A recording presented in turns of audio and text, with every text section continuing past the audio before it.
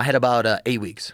Did you kind of have an inkling that it was going to happen before that? Like, had you been preparing mentally before that, thinking that was the hardest be the date? part, right? The lead up, because it was after beating Gilbert, they were like, you're guaranteed next. And then you're like, when is it happening? They're like, well, Kobe has to fight first. So then I'm sitting there and playing the waiting game. And then they offered me Usman. They're like, well, you know, if you don't want to wait, we could give you Usman. So we were at talks with Usman, and then Usman ended up fighting Hamza on short notice. So then I was like, all right, well, there's nothing else they could put in front of me. It's going to be me against the winner of Kobe and Leon.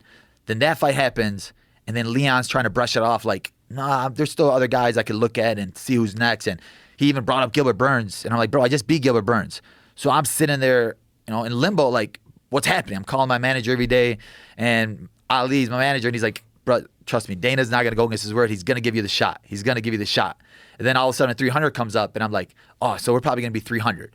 And then they say, oh, they offered to fight to 3 other guys, and I was one of those guys. So then, like, I'm sitting there like, bro, wait, no way am I about to get screwed right now. Are they going to give it to somebody else? Did you ask, like, why didn't I get the fight at 300? If they were trying to get Leon to fight at 300, why didn't you get that title shot? For me, it was just, I put it out there. I said, if they really wanted Leon to fight there, they would have put me on there. Because I said yes. You know, they said they asked Islam, they said they asked Shavkat, they said they asked Hamza, and they all said no because of Ramadan. But I fought multiple times during Ramadan. So for me, I'm like, if they really wanted Leon, they could have had him with me. But I think they just wanted to have that shock factor with 300, where it's like, oh, double champ status for Islam. Or Hamza's obviously a huge star. He comes back down. So I think they just wanted that. And Leon's not a promoter. He doesn't really promote his fights in general. Obviously, he's a great fighter.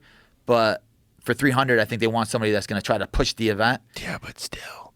Yeah. The rules are the rules. You know, a guy makes it to the top of the heap. He's supposed to be next in line for a title shot. Yeah, I mean, for me, I'm like, what else do I got to do? All the purists felt that way.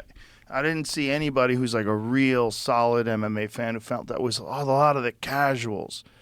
A lot of the casuals jumping in with their goofy opinions on things. But that's the age we live in, right? The troll age. Nobody has a profile picture. They just say the dumbest stuff. Well, not only that, you have a look, the reality of the numbers is, I had a joke in my act that 90% of all Twitter is done by 10% of the people, and those people are 100% retarded. But it really almost is that. I mean, it's a joke, but it's kind of almost true, because are you commenting on shit all the time? Do you go to someone's YouTube videos and talk shit? No. You're busy. Yeah. You're busy being the fucking welterweight champion of the world. You ain't got no time for that. So the people that have time to be doing that all the time are, unfortunately, generally not doing that good.